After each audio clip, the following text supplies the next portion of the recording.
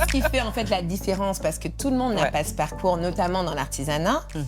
C'est quoi la recette du succès?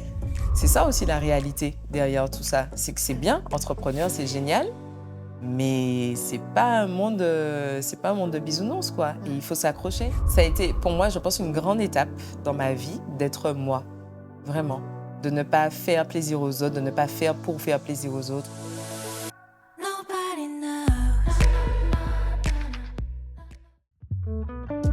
Entre confidence et écoute bienveillante, nos invités viennent telles qu'elles sont. Ici, on enlève ses chaussures et on ose se dévoiler en toute intimité. Bienvenue chez Telle Quelle. Bonsoir à toutes et à tous, bienvenue chez Telle Quelle. J'espère que vous êtes confortablement installés chez vous pour ce beau moment que nous allons partager avec mon invitée. Une entrepreneure aussi passionnée que talentueuse, avec une détermination sans faille, une créativité exacerbée et une ambition sans limite. Juliana Loff, bonsoir et bienvenue dans mon beau petit canapé. Bonsoir Caroline. Comment vas-tu? Ça va, on est bien. Alors Juliana, pour les quelques téléspectateurs et téléspectatrices qui nous regardent et qui par hasard ne te connaîtraient pas encore, tu es la créatrice des marques Papillon, Manzel Missier, les fameux t-shirts très connus, également la marque Apony récemment, et encore plus récemment la fondatrice et directrice de la Maison des Créateurs, située à Fort-de-France. Exactement. Est-ce que j'ai oublié quelque chose? Non, tu as tout dit. Normalement, c'est bon. Alors, Juliana, pour faire plus ample connaissance, dès maintenant, est-ce qu'on peut découvrir ton objet mystère? Oui. Alors, je pense que tu ne seras pas surprise. Ah oui? Ouais, je pense. Voilà. Et je sais exactement toute l'histoire qu'il y a derrière ce nœud papillon, parce qu'on se connaît, on ne va pas le cacher. Alors, est-ce que tu peux par contre partager avec tous ceux qui nous regardent pourquoi c'est cet objet que tu ramènes ce soir? Parce que ce nœud, c'est le nœud où tout a commencé. Voilà, donc c'est le nœud qui a marqué le début de l'histoire Papillon. Et puis, c'est un nœud symbolique, c'est celui de mon fils, précisément, qui portait ce nœud au mariage de ma meilleure amie. Parce que c'est là qu'a commencé l'aventure Papillon, où elle m'a demandé de faire ses nœuds pour son mariage. Et voilà, donc je l'ai gardé précieusement. Et du coup, je trouvais ça très symbolique de l'emmener avec moi. Parce que c'est le nœud où tout a commencé. Oui, effectivement, pour le lancement de la marque Papillon, et qui a été justement le tremplin pour du coup la création des marques qui ont suivi. Un nœud d'ailleurs qui est exposé à la Maison des Créateurs, pour ceux qui voudraient. Il est comme ça, à la Maison des Créateurs. Il est dans ce cadre-là. Exactement, je l'ai pris et je l'ai ramené. Bon, il va continuer de t'accompagner pendant l'émission. Tu vas le déposer juste derrière toi sur la console. Alors, Juliana, il paraît que ton cœur appartient autant à la Guadeloupe qu'à la Martinique. Est-ce que cette information est vraie? Elle est vraie. Elle est tellement vraie que mon père est guadeloupéen. Et j'y ai vécu jusqu'au lycée. Je suis arrivée ici au lycée. Je suis arrivée très jeune. Je suis arrivée en Guadeloupe, j'avais 2 ans. Et puis voilà, j'y suis restée jusqu'à partir en 3e. Voilà. Donc oui, mon cœur est à moitié guadeloupéen et à moitié martiniquais. Initialement, Juliana, tu voulais être styliste, c'est ça, n'est-ce pas? Donc effectivement, tu as commencé à l'évoquer, mais tu as entamé des études d'urbanisme. Exactement. Tu as une licence en sciences sociales. Exact. Tu as été conseillère en formation, en orientation. Tu as travaillé 17 ans dans le milieu pharmaceutique, n'est-ce pas? Et puis, tu es tombée les pieds joints dans l'artisanat. N'est-ce pas? Est-ce qu'aujourd'hui, il y a un autre domaine que tu aimerais explorer? Parce que tu en as exploré pas mal, on l'a vu. Oui, je pense que j'ai un CV, je pense, long comme ça, parce que j'ai commencé à travailler très jeune. J'ai commencé à travailler, j'avais 16-17 ans. Et est-ce qu'il y a un domaine que j'aimerais encore explorer? Oui, toujours. Je pense que je suis très curieuse de ce qui m'entoure. Et puis, mais je pense quand même rester toujours dans le domaine artistique, vraiment. Donc, un petit peu toucher à tout ce qui se fait aujourd'hui en termes d'artisanat, d'art. Après, je suis que toute seule, donc je peux pas tout faire, mais des fois, j'ai du mal à comprendre ça. Mais bon, voilà. On le voit un petit peu dans tout ce qu'on a vu que tu as déjà créé. Alors, tu l'as déjà évoqué, Papillon a commencé avec donc l'histoire des garçons d'honneur pour le mariage de ta meilleure amie. Alors, c'est une marque qui va connaître vraiment un succès très rapide. Tu vas notamment être beaucoup médiatisé, participer à de nombreux événements. Tu vas ouvrir ta boutique assez rapidement. Une ascension quand même assez rare chez les artisans pour être soulignée. C'est quoi la recette du succès? Ta recette du succès, la tienne? Tu me donnes combien pour que je puisse te dire ça? Qu'est-ce qui fait en fait la différence? Parce que tout le monde n'a pas ce parcours, notamment dans l'artisanat.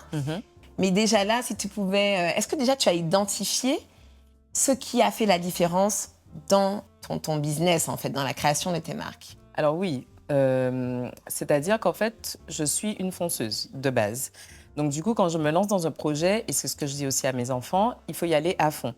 Et je pense que de prime abord, je n'avais pas identifié que j'avais adopté un comportement et une vision pour mon entreprise tout de suite beaucoup plus grande que ce qui se faisait à la base, en tout cas dans le domaine artisanal.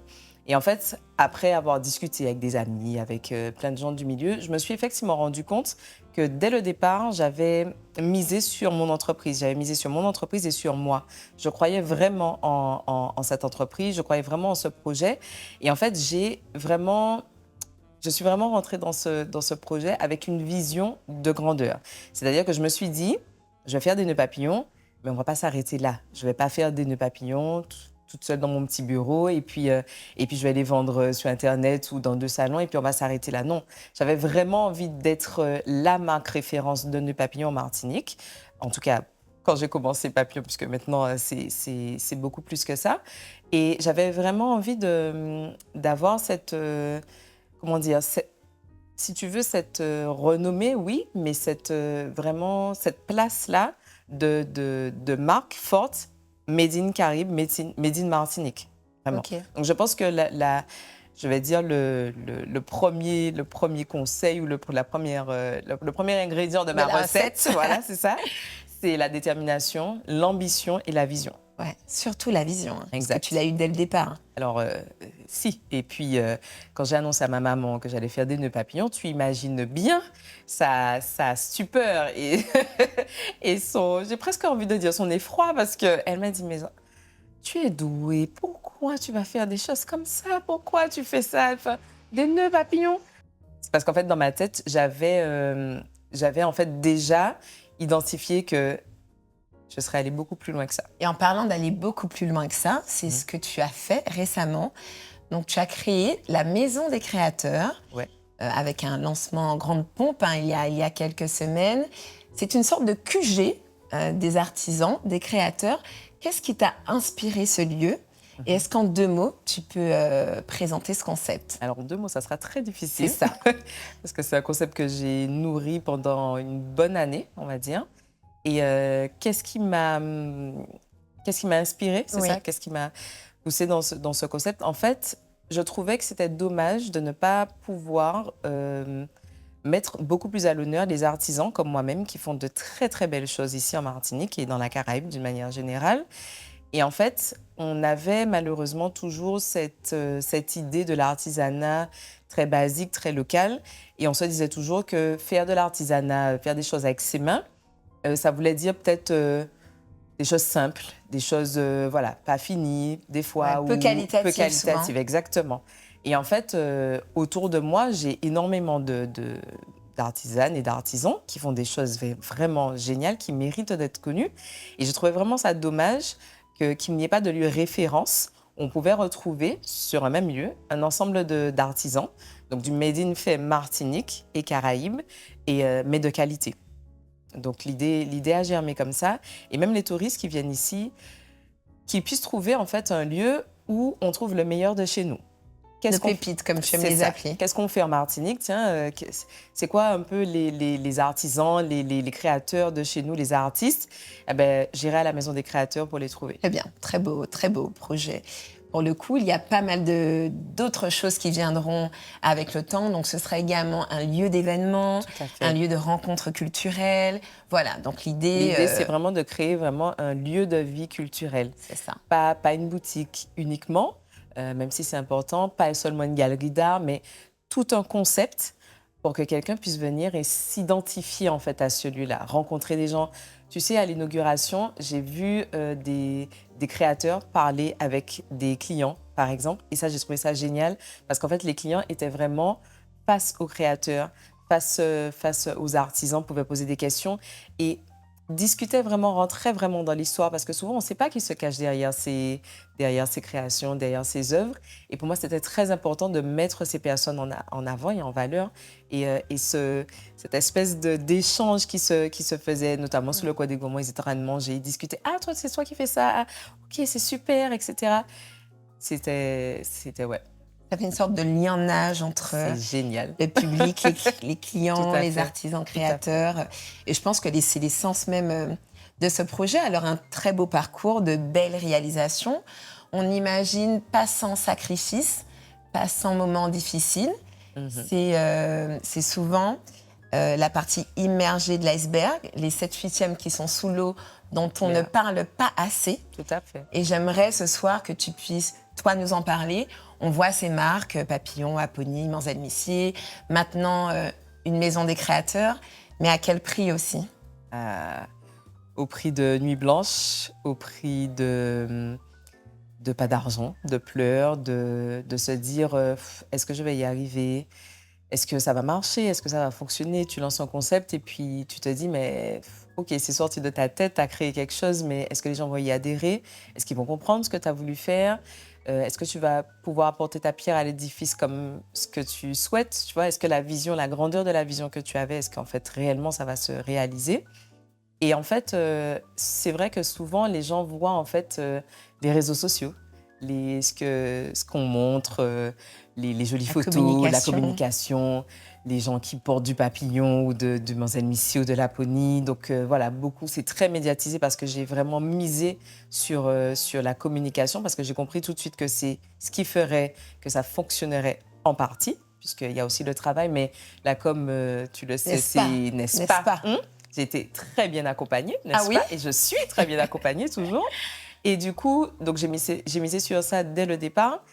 Mais en fait, les gens voient ça et s'imaginent peut-être derrière Papillon, ça fonctionne. Papillon, Manzel Missier, on voit ça partout, ça fonctionne. En fait, en gros, Manzel a fonctionné, Manzel a roulé. On n'a plus besoin de soutenir parce que business-là. Elle n'a pas besoin, elle est loin. Et en fait, non. Et en fait, on a besoin de ce public-là. On a besoin des clients. En vrai, c'est grâce à eux que ça fonctionne. C'est grâce aux retours, c'est grâce aux likes, c'est grâce aux commentaires, un partage. Enfin, les petites choses qu'on pense petites, en fait, c'est grand pour nous. Et oui, c'est beaucoup de sacrifices. Mes enfants ont mangé du pain et du Nutella, des fois le matin et le soir, et parce qu'on n'avait pas le temps.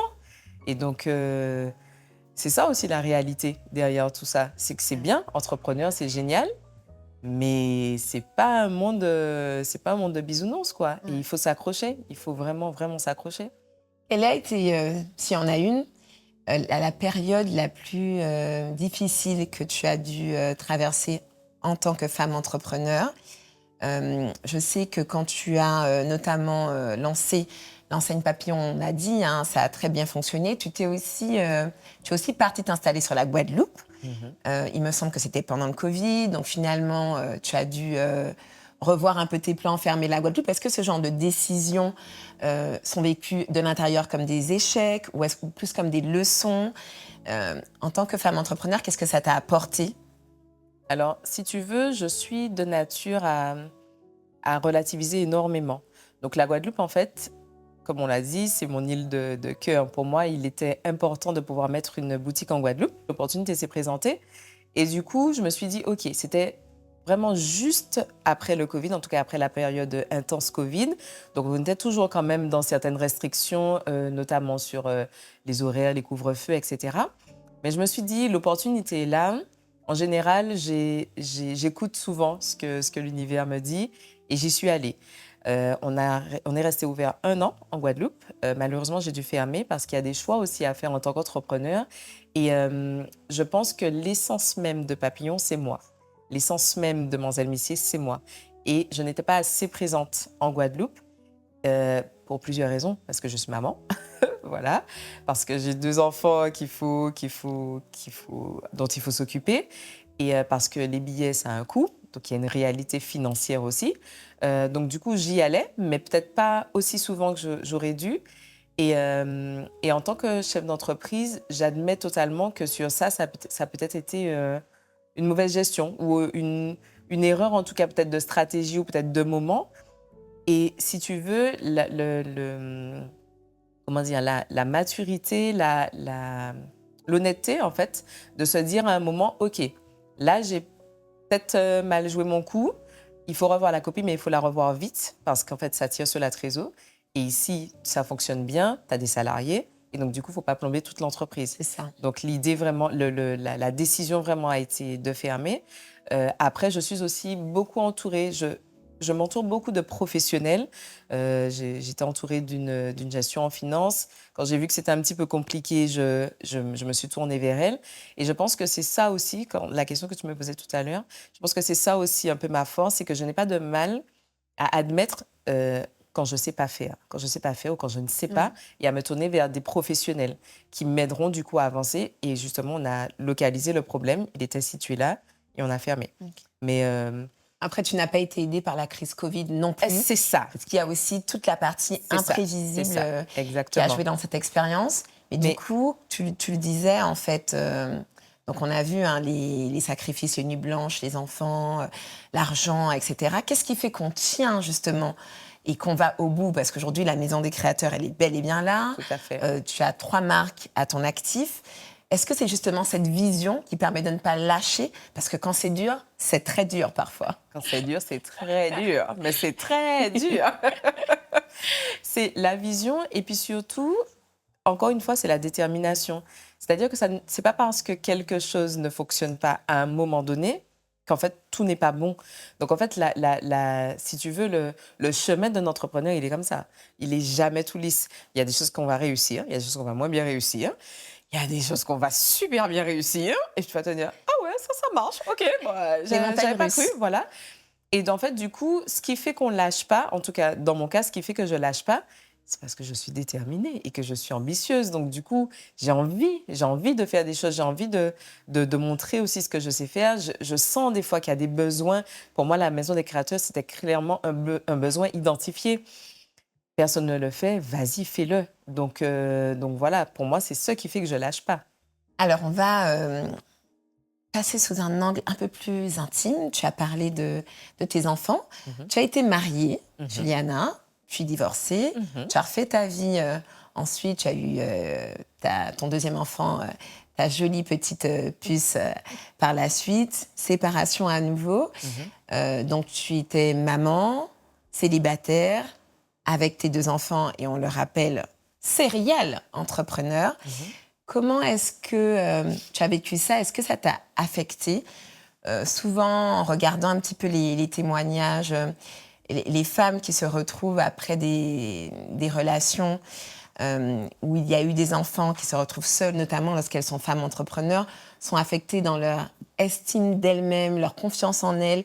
Et souvent, il y a un impact dans le business. Est-ce que ça a été ton cas? Comment tu as vécu les choses? Et puis, comment tu as rebondi, en fait? Comment j'ai vécu les choses? Oui. Si tu veux, pour moi, il y a 2 cases, vraiment. Il y a le pro et le perso. Le pro, c'est mon taf, c'est ce qui donne à manger à mes enfants et c'est ce qui doit tenir. Il y a le perso, c'est ma vie, ce sont les aléas de la vie, c'est voilà. Et en fait, si tu veux, je n'appellerais même pas ça des échecs. Pour moi, ce sont des expériences. D'ailleurs, je le dis souvent, je suis une inconditionnelle amoureuse de l'amour et j'ai bien eu raison. Et pour moi, en fait, ces leçons-là, ces moments-là m'ont permis en fait de me dévoiler encore plus. Donc, c'est dur, on ne va pas se le cacher, c'est des séparations, c'est des enfants qui sont quand même déchirés, de papa et d'une maman qui se séparent.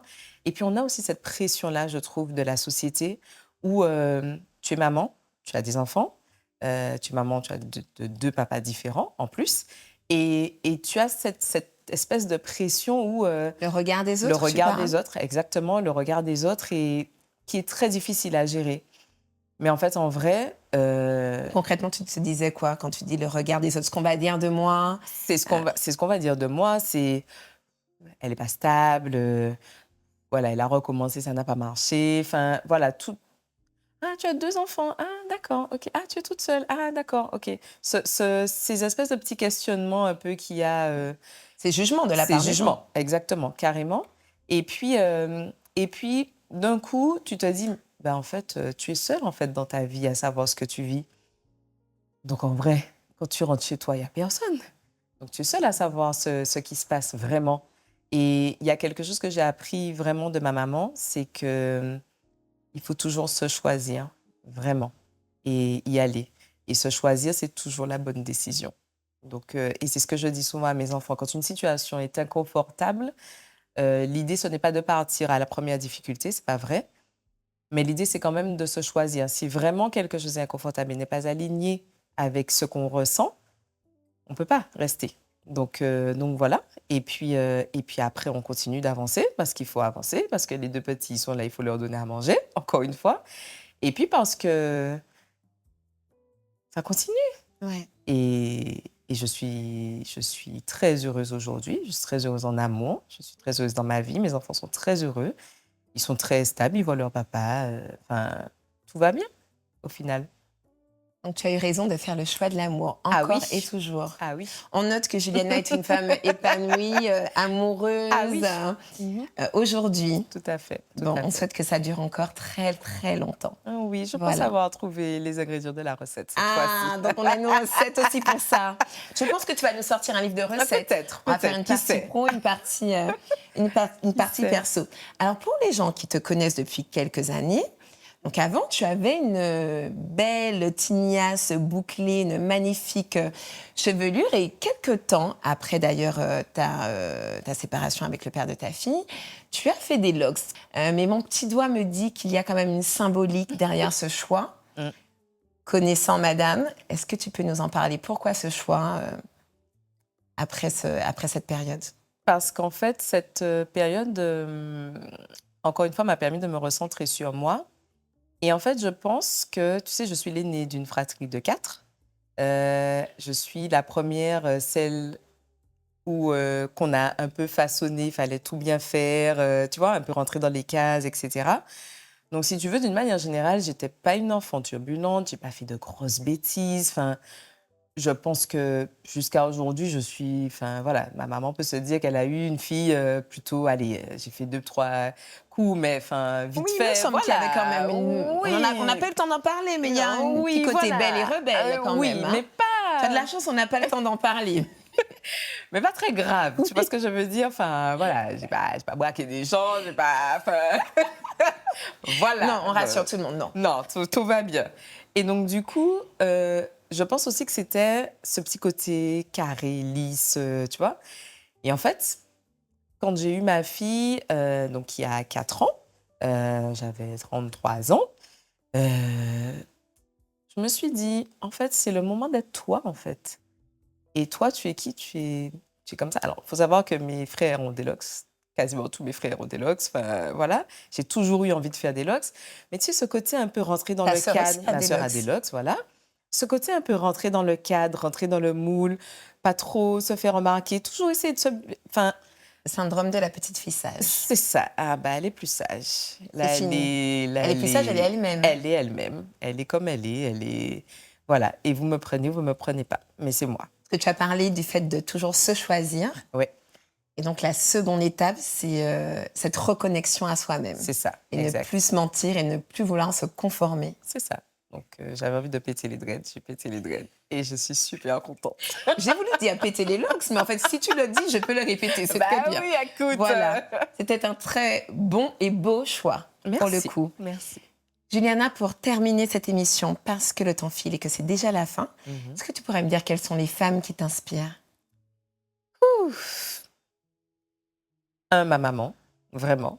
Alors, ça fait un peu cliché, mais vraiment, parce que c'est une battante, mais comme j'en ai jamais vu, vraiment. Il y a de l'émotion, là, on dirait. Un peu, Ouais. mais c'est ma mamoune, c'est pour ça. Donc, non, mais en vrai, Et c'est... tu as été son fidèle, tu étais la plus grande, donc C'est tu as été ça. son fidèle soldat, Et en puis, fait. elle m'a eu très jeune, donc du coup, on a toujours été comme ça, avec une relation très fusionnelle. Et donc, du coup, j'ai vécu avec elle ses joies et ses peines, et ses galères, et aussi ces moments où elle s'est dit non, je ne vais pas tomber, je vais me relever. Et donc, du coup, pour moi, c'est vraiment un exemple. On dit souvent qu'on est un peu le reflet de ses parents. Je pense être un peu différente quand même, parce que je ne suis pas la copie conforme, mais je pense que son mental, elle me l'a transmis. Donc, Notamment la détermination, notamment la détermination. En n'est-ce plus, pas? elle est bélier, alors je peux te dire qu'elle y va comme ça et elle fonce. Donc voilà. Merci beaucoup, Juliana, pour ces partages inspirants.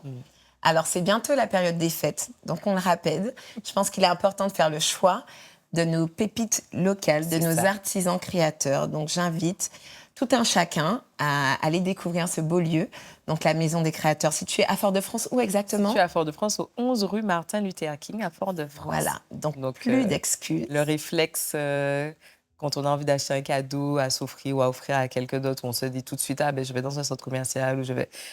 Prenez le temps d'aller voir ce que vos compatriotes et ce que vos artisans et artistes font, et ça mérite vraiment le détour. Ça vaut le détour, vraiment. Très bien, donc on se fait la promesse de la consommation locale. En parlant de consommation, nous, on a une jolie petite pause gourmande. Alors, c'est pas le coin des gourmands, chez nous, c'est la pause gourmande. Ça te dit de déguster tout ça? Ah oui, bien sûr. Très bien, c'est parti. Merci beaucoup. Merci Et à Caroline de m'avoir très invitée. bientôt.